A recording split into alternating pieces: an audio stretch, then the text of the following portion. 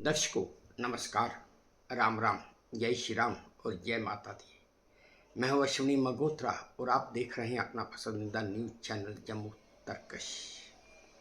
दर्शकों, मेरा आज का वीडियो एक बहुत ही खास टॉपिक पर है, जिसे आज के इस वीडियो को मैंने नाम भी दिया है दीवानगी,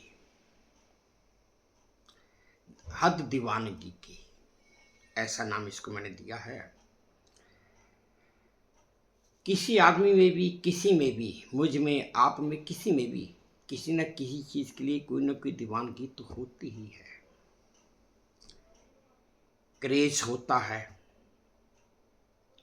जैसे हम कई बार कहते हैं कि भाई फलां आदमी में फलां चीज़ का बहुत ज़्यादा क्रेज है, जिसमें दीवानगी है, या इसमें जुनून है, वगैरह वगैरह जो भी है। बस इसी तरह मेरा आज का वीडियो एक इसी ऐसे टॉपिक पर है। और ये भी नहीं है, ऐसा भी नहीं है कि अगर किसी में किसी चीज़ की दीवानगी होगी तो वो ज़्यादातर लोग भारत में ही होते हैं। दुनिया बहुत बड़ी है और दीवानगी किसी में भी आ सकती है और वो आदमी कहीं का भी हो सकता है। तो आज के इस वीडियो में मैं आपको उस आदमी की एक तस्वीर भी बताऊंगा जिसकी दीवानगी इस कदर थी, इस हद तक थी कि उस आदमी को जेल हो गई। ये रही उस आदमी की तस्वीर जिसने अग्नि श्रमिकों को देखने के लिए अपने ही घर में 2 बार आग लगा दी और उसने ये बात खुद अदालत में जज के सामने स्वीकार भी की। दर्शकों, ये जो तस्वीर आप देख रहे हैं, ये तस्वीर उस आदमी की है जिसकी दीवानगी की वजह से इसे जेल हो गई। ये आदमी लंदन का रहने वाला है और इसकी दीवानगी इस हद तक थी कि एक बार, पहले तो मैं खैर आपको ये बता देता हूँ कि इसकी दीवानगी क्या थी, किस चीज़ का ये दीवाना था। जो फायरमैन होते हैं, जब कहीं पे आग लगती है तो वो उसे बुझाने जाते हैं। उन्होंने अपनी एक प्रॉपर यूनिफॉर्म भी पहनी होती है और बड़े एक तरीके से अपने सिस्टमेटिक वे से वो जहाँ कहीं भी आग लगी है उसे वो बुझाते हैं, कंट्रोल करते हैं और किसी का भी नुकसान होने से बचाते हैं। बस इसकी दीवानगी उन्हीं के प्रति थी। ये आदमी जो फायरमैन होते हैं, जो अग्नि बुझाने वाले श्रमिक होते हैं, उन्हीं को काम करते हुए देखना चाहता था। इसने क्या किया कि एक बार इसने इस दीवानगी को पूरा करने के लिए अपने ही घर में आग लगा दी और आग लगाने के बाद इसने फायर ब्रिगेड वालों को फ़ोन किया। वो आए, उन्होंने आग बुझाई, इसे भी बचाया और सारा कुछ ठीक। जब आग पूरी तरह बुझ गई, सब कुछ ठीक हो गया, तो फिर वो वापस चले गए। खैर, उनके जाते ही इस आदमी के दिमाग में क्या आया क्या नहीं आया, इसने दोबारा आग लगा दी और फायर ब्रिगेड वालों को फोन कर दिया। वो वापस आ गए। वापस आए तो उन्होंने दोबारा आग बुझाई।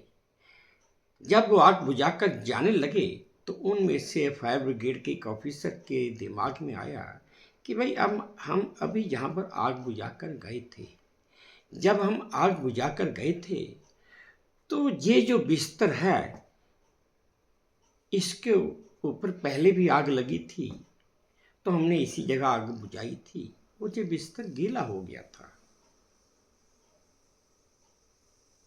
तो फिर गीले बिस्तर पे आग लगी कैसे? सवाल तो था और उसका जवाब वहाँ पे जितने भी फायर ब्रिगेड के कर्मचारी थे किसी के पास नहीं था और घर में ये शख्स अकेला था।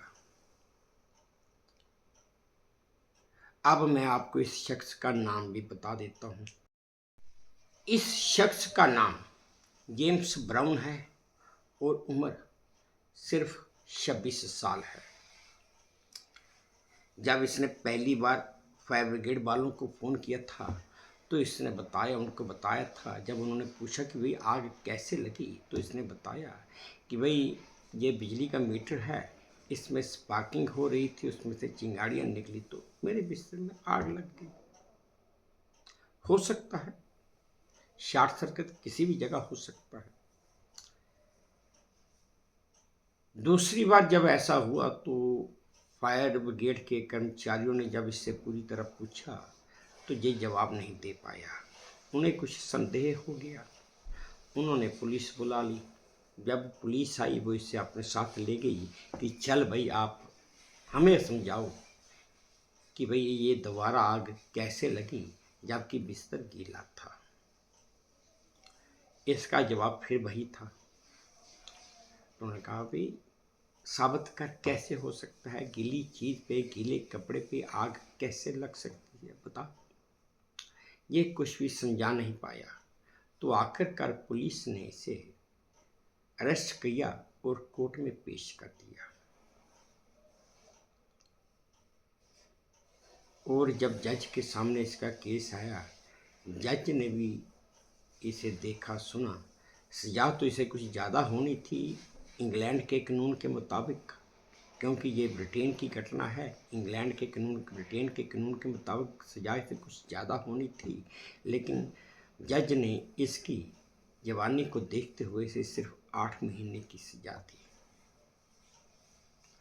और अब ये शख्स पिछले कुछ दिनों से जेल में है। दर्शकों, दीवानगी किसी हद तक ठीक है। घर फूक कर तमाशा देखना, पुरानी कहावत है ना, घर फूक तमाशा देख। ये कहानी बिल्कुल यहाँ पर यथार्थ बैठती है। तो चलिए दर्शकों, मेरी ये आज की छोटी जानकारी आपके लिए इतनी ही है। उम्मीद करता हूँ आपको पसंद आई होगी। अगर पसंद आई है तो प्लीज़ मेरे इस चैनल को लाइक कीजिए, शेयर कीजिए, सब्सक्राइब कीजिए। और हाँ, अपने कमेंट्स मेरे कमेंट बॉक्स में ज़रूर डालिए ताकि मैं उन्हें भी ध्यान से पढ़ सकूँ और अगर उसके मुताबिक अपने आप में कुछ सुधार भी कर सकूँ। बस अब इसी उम्मीद के साथ मैं आपसे विदा लेता हूँ कि आप अपना भी ध्यान रखेंगे, अपने देश का भी ध्यान रखेंगे। जय भारत और धन्यवाद।